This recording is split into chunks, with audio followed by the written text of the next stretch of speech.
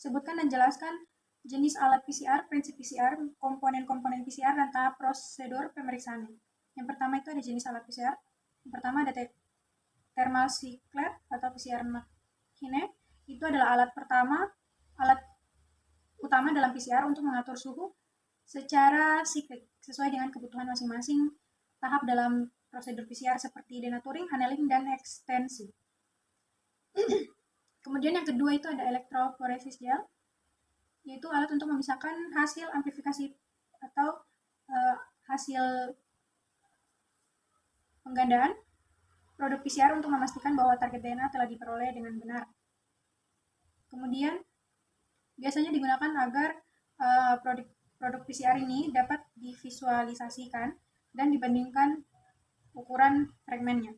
Yang ketiga ada micropipette, yang dimana digunakan untuk mengambil dan mengukur jumlah kecil sampel DNA, buffer, dan reagen lain yang diperlukan dalam PCR. Yang keempat ada centrifuge, yang dimana digunakan untuk memisahkan sampel DNA atau reagen lainnya dengan proses pemisalan dengan kecepatan tinggi.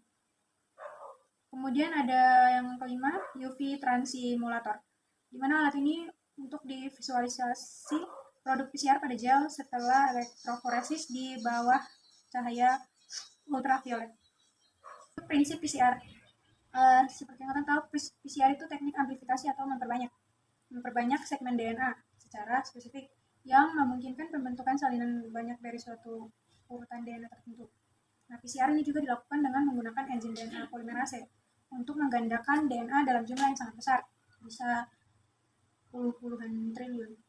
Kemudian prinsip dari DNA ini ada 3, yaitu denaturasi, ada annealing, dan ekstensi.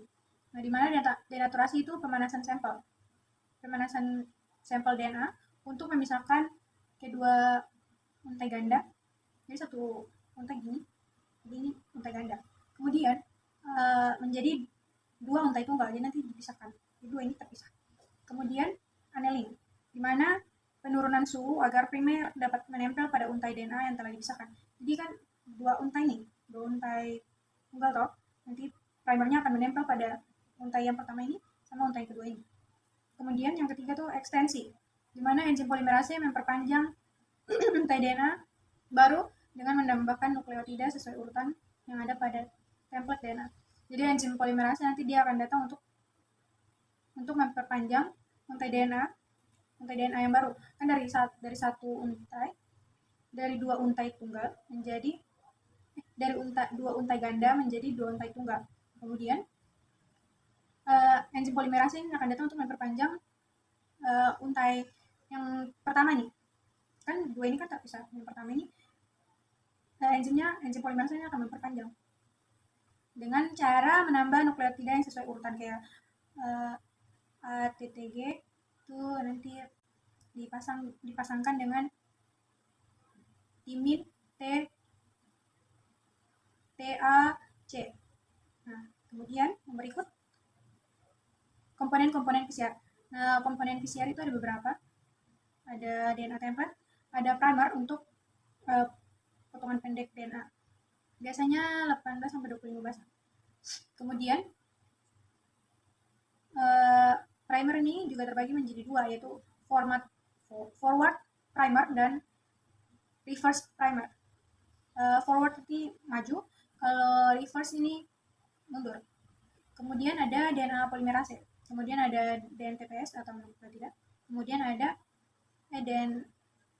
DNTPS itu deoksinukleosid trifosfat. Kemudian yang kelima ada buffer, yang keenam ada magnesium klorida, yang ketujuh ada air distilasi. Kemudian yang terakhir ada tahapan prosedur PCR, di mana persiapannya itu ada yang pertama ada persiapan sampel DNA, yang kedua ada pembuatan campuran reaksi atau master mix, yang ketiga ada denaturasi atau yang tadi itu pemanasan, yang keempat ada annealing atau penghidupan, yang kelima itu ekstensi atau perpanjang, yang kelima ada penyelesaian dan pembilasan, yang terakhir ada cek hasil. Tahap pembuatan dan penggunaan gel elektroforesis serta prinsip kerja pembacaannya. Pertama ada pembuatan gel elektroforesis, yang dimana gel elektroforesis ini medium yang digunakan untuk memisahkan molekul berdasarkan ukuran dan muatan listriknya menggunakan arus listrik. Ada beberapa tahap utama. Yang pertama, persiapan bahan. Agar gel elektroforesis dapat terbentuk dengan baik, diperlukan agar-agar atau agaros, atau bisa juga dengan poliakrilamida. Dalam hal ini, untuk gel SDS PAG dan buffer elektroforesis seperti TAE dan TBE. Untuk kegunaannya itu untuk menyediakan lingkungan yang stabil dan konduktif.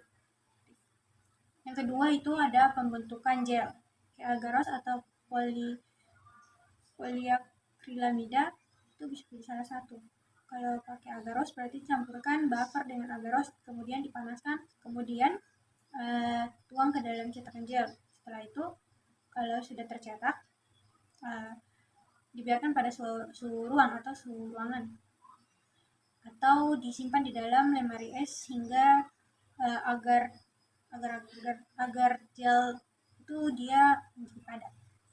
Kemudian yang ketiga ada penyusunan peralatan, yaitu gel yang sudah terbentuk kemudian dipasang dalam alat elektroforesis. Jadi gel yang tadi sudah padat itu kan sudah terbentuk itu. Nah, setelah terbentuk ketong pasang ke alat elektroforesis yang dilengkapi dengan elektroda positif dan negatif.